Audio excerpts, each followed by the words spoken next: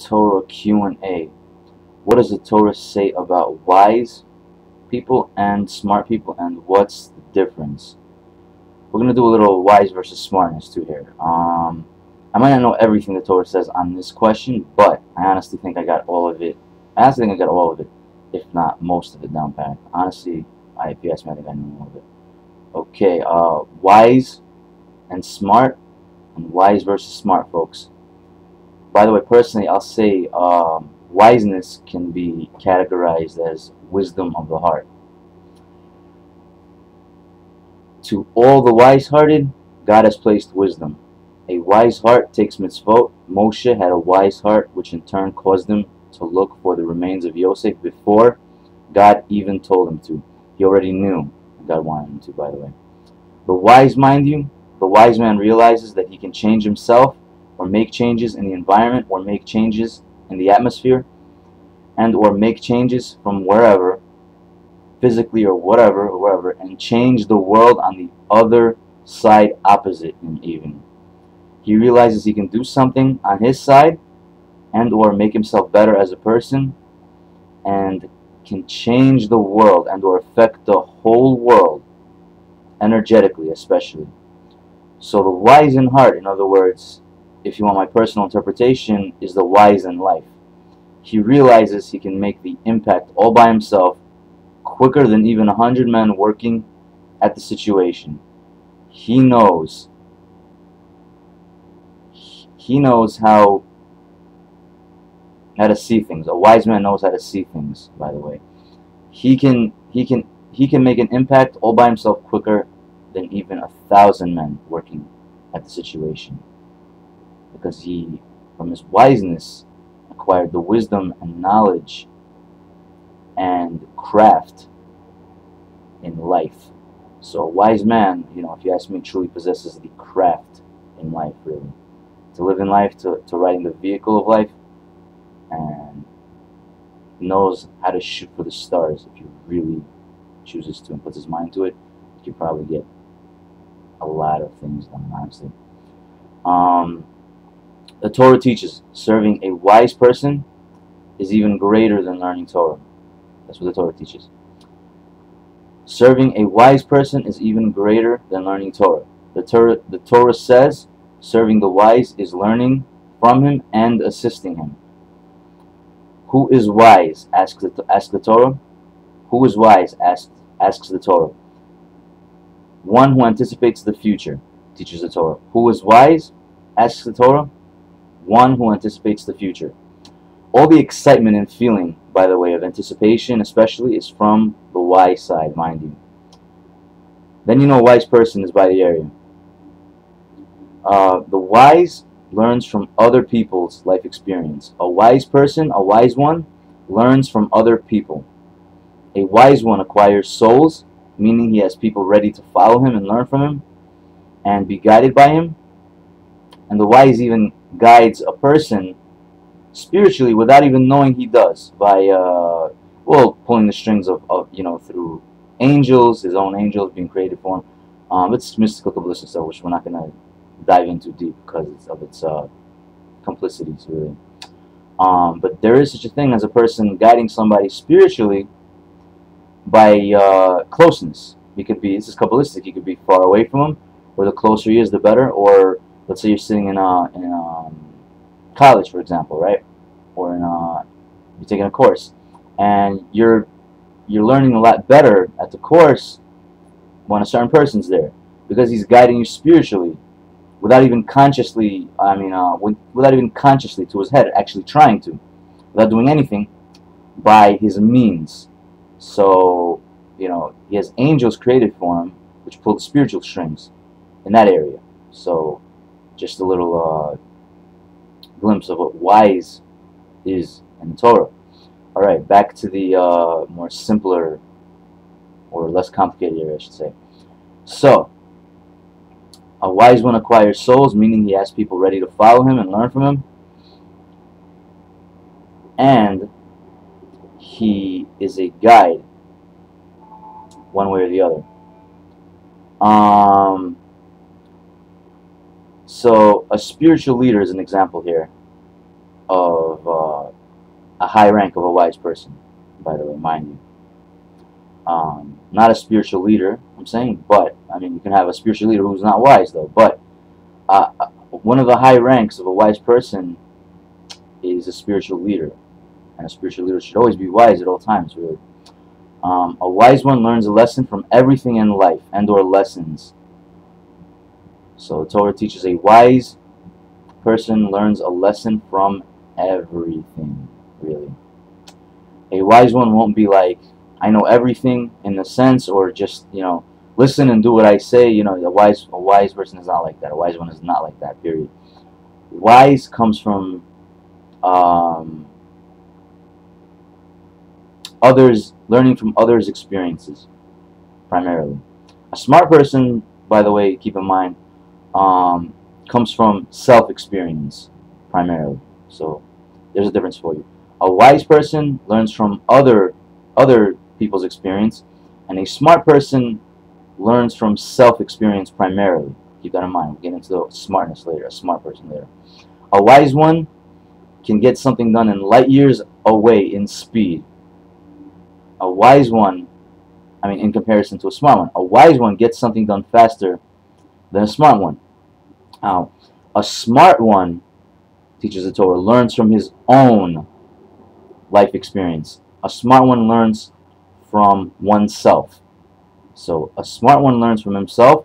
A smart one would learn from a wise one too, though, from mistakes, maybe of not learning from a wise one before, because the wise ones truly have the tip of the iceberg.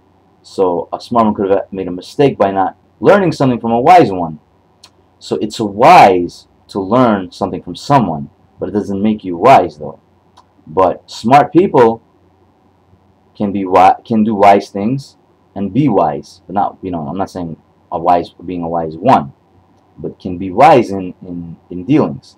So can a wise one be smart in his dealings in life, and a wise one can be a smart one. But the same for both sides, really. So now back to smartness. Again, a smart one learns from himself. A smart one learns from oneself. A smart one learns from oneself's experience, really, and/or experiences. And like I said, a smart one will learn from a wise one too.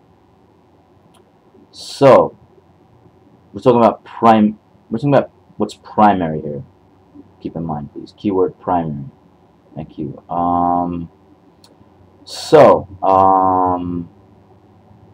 A smart one would say, pay attention to, he would say, pay attention to me. I know the area I'm talking about here because I learned it from myself, in order to, to avoid wasteful situations, of course. So he learned it from himself, and he exclaimed that he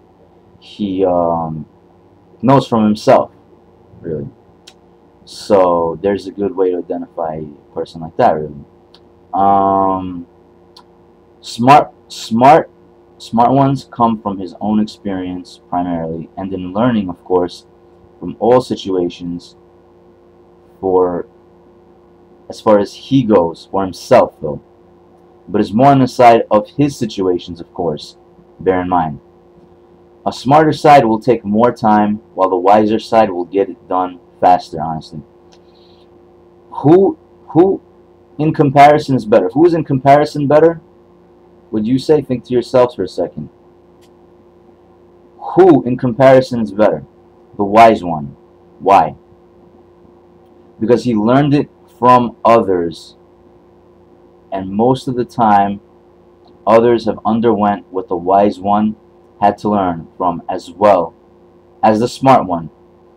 And the wise one, being so wise and smart from learning others' situations as well, he became smarter than the smart one, even in his own area, and their areas maybe, because he automatically learned and learns from all situations, which is the plus with becoming with wiseness, being wise, which would most of the time cover his own situation. So being wise, he could learn from even for personal situations, which happens most of the time, honestly, really. And knowing and possessing all the knowledge the wise one has accumulated faster than a smart one did, because he is wise, he can easily figure out what the smart one has in longer periods of time to figure out, really. You can say on a mystical standpoint, a wise one knows the essence, whereas a smart one learns the essence. So there's knowing versus learning. The wise have insight, the smart learn from the wise in essence. In essence, spiritually. For themselves they learn. And from themselves too. So it's wise to learn for themselves from a wise person. So that's a wise thing to do. But they learn from their own. A smart person learns from his own area of experience, really, in life. So, the wise have insight, and the smart learn insight, if anything, really.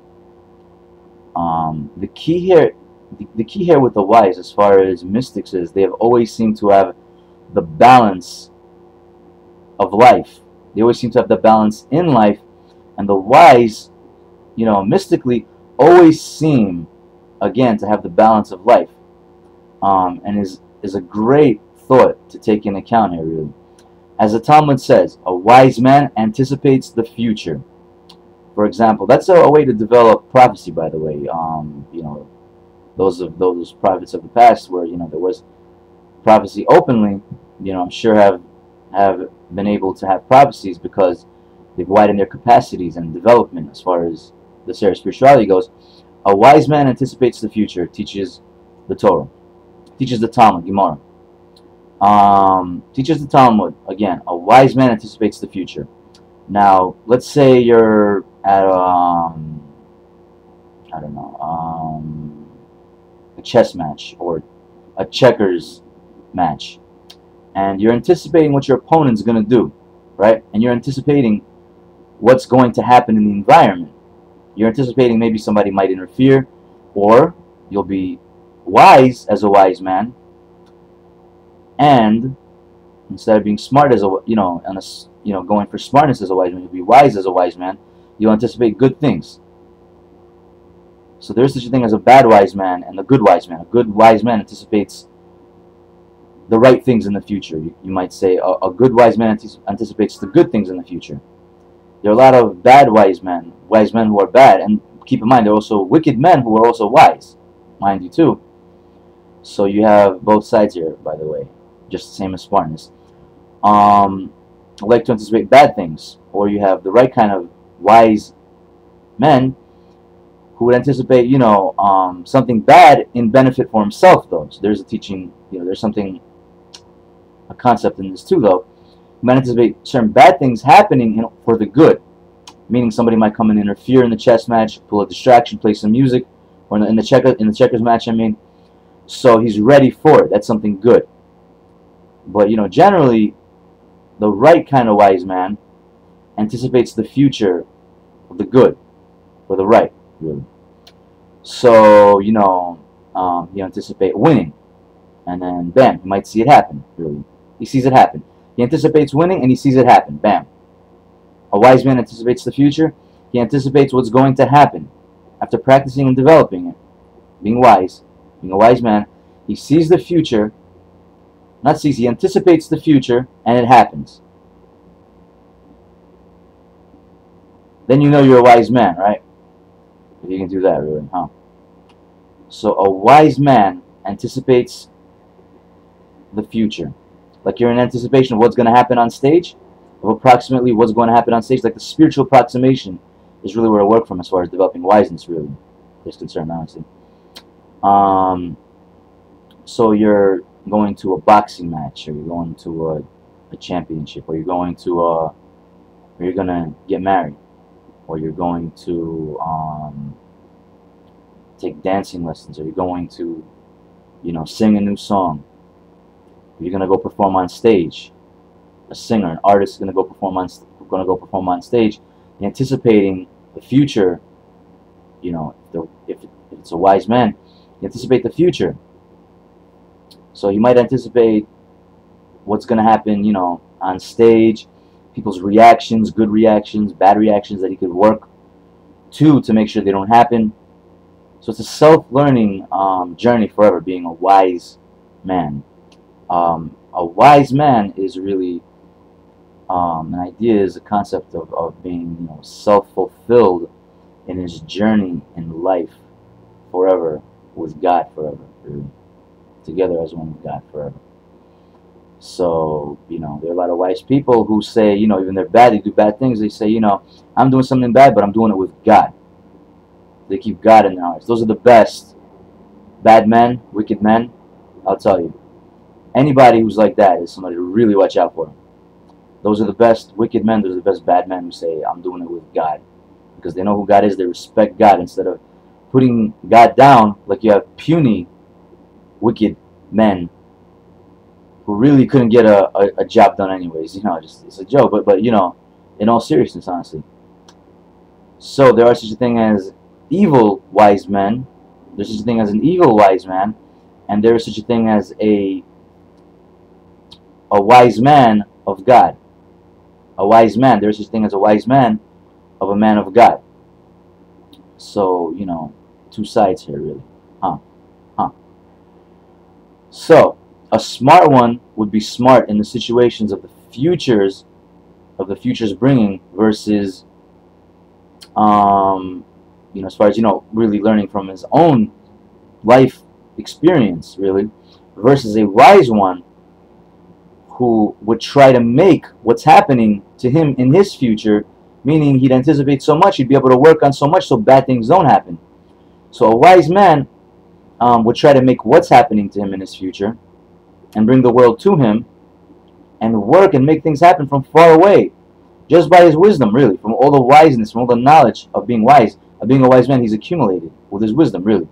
A wise man has the wisdom to make something happen from far away and affect the whole world without even physically doing something as well, mind you, people.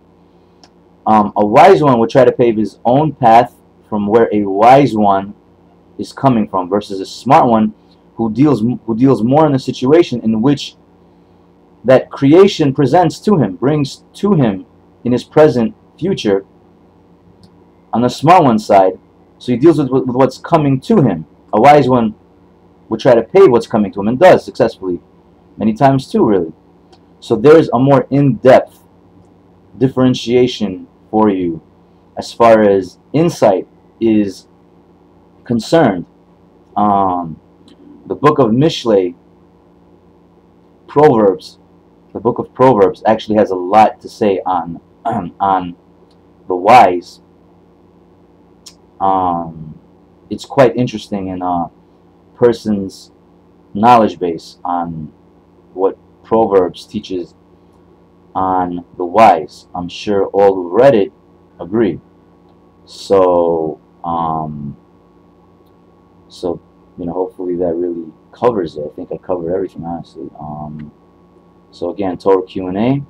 What does the Torah say about wise and smart people? And what's the difference?